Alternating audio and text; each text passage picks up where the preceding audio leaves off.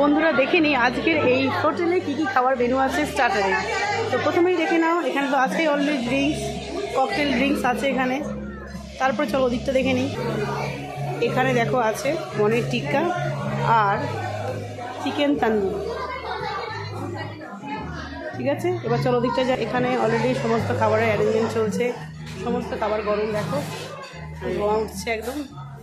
এখানে আছে chocolate brownie, এখানে আছে আইসক্রিম, এখানে আছে রায়তা অ্যান্ড স্যালাড, পাঁপড়, চাটনি, এখানে দেখো কুকুম্বার, অনিয়ন,